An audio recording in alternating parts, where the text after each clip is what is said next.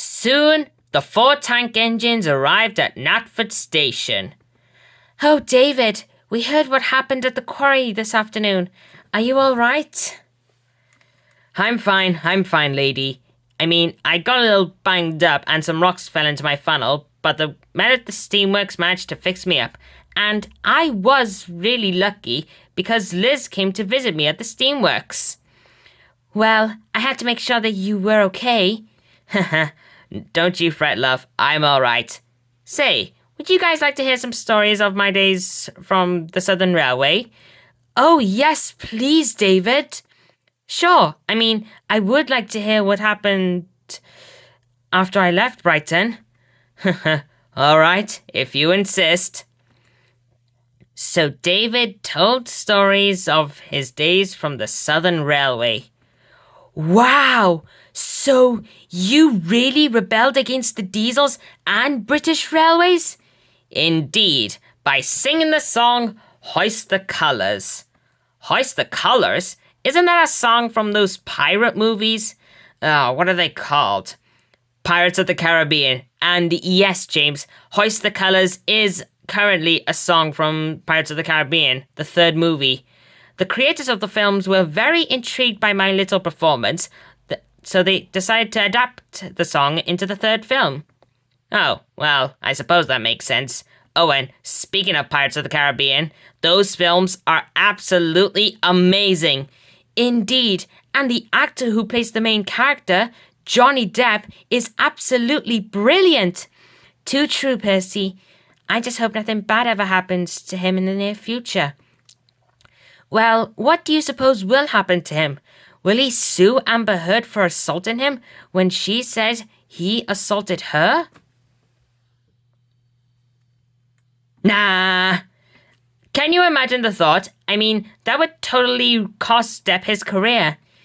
Indeed, I just hope he never stops acting and I hope he acts in more movies. Oh, by the way, David, how did you arrive on the East Lancashire Railway? Oh, now that is a good story. Well, you see, it happened like this. But before David could begin, there was a sudden...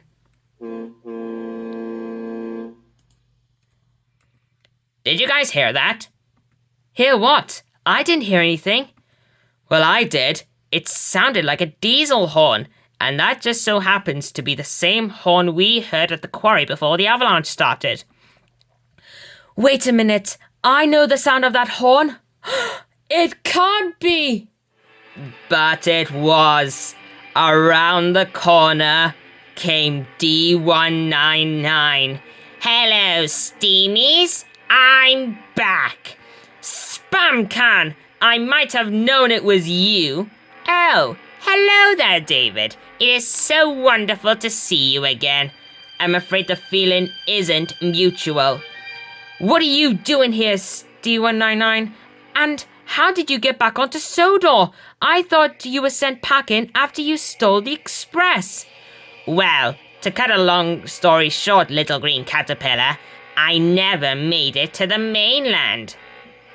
You see, when I arrived in Vickerstown Yards, I decided to have a little rest, but of course I didn't want to go anywhere near the steamies. So I found myself an old siding where some buffers laid. Of course, I reluctantly took that siding. But as I approached the buffers, poof! I ended up on another railway. And I immediately knew this railway was perfect, where I would have my own railway, steam-free. So you're the reason why the narrow gauge engines haven't returned? Yes, they trespassed on the railway, but I took care of them. Now, tell me where your fat controller is now. And what if we refuse? If you refuse, then you'll feel the wrath of my new appendage. With that, D199 revealed a massive claw.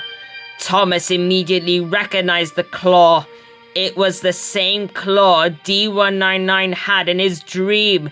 Thomas quickly buckled under pressure. The fat controller's up at Vickerstown.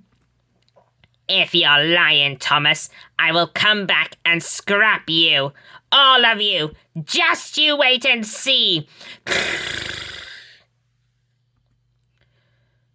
Oh, that was a little bit frightening.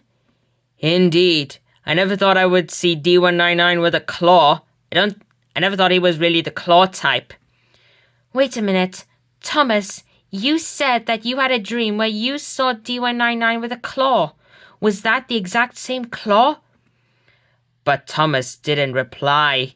He was lost in thought. He knew what he had to do.